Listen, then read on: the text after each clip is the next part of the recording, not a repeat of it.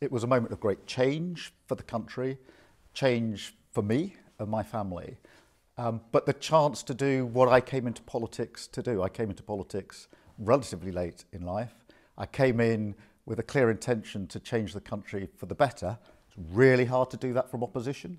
So when we were able to win the election with a good mandate for change and come in here to the cabinet room and sit down for the first time as a team, it was a really important moment, a moment of change and the beginning of the next stage of the journey for the country, which is very, very important. The riots, I think, were symbolic of a broken society. Now, I'm not going to justify for 1 minute the violence in those riots. They are not capable of justification. They were not protest. They were far right in the main. But underneath that, I think there was a societal black hole, a breaking of our society, which we need to mend. The immediate problem was to regain control of the situation. You know, across the country, people have strong views about things like immigration. I accept that, but I'm not prepared to tolerate that sort of disorder under any circumstances, nor will I change government policy one bit as a result of that sort of violence. Do you think we're a racist country? I don't think we're a racist country. I think we're a country of decent people, tolerant people.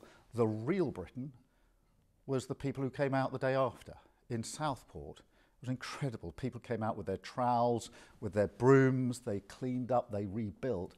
They're the real face of Britain. And that's the Britain that I think is essential to reuniting and bringing this country back together. I am worried about the rise of the far right. I mean, we can see what's happening in Germany with the recent elections, see what's happening in France and other countries. And I'm worried about the far right because it's the sort of snake oil of the easy answer. I'm convinced that the answer to it is delivery in government. First, I accept it's my duty of this government and everybody in a position of responsibility to make sure they are safe in their home. We will accelerate the programme. I'm frustrated that it's going as slowly as it is to deal with the cladding. A lot of that is to find sort of true responsibility and to hold people to account for getting on with the job. The money is there, the intention is there, we need to move more quickly. Popular decisions aren't tough, they're easy.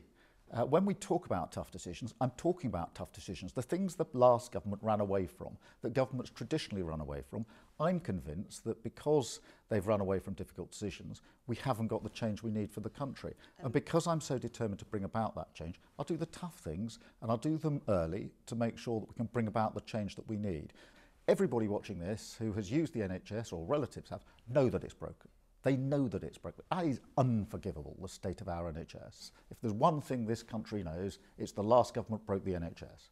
Our job now, through Lord Darcy, is properly understand how that came about and bring about the reforms, starting with the first steps, the 40,000 extra appointments. But we've got to do the hard yards of reform as well. And as I say, I think it's only a Labour government that can do the reform that our NHS needs, and we'll start on that journey.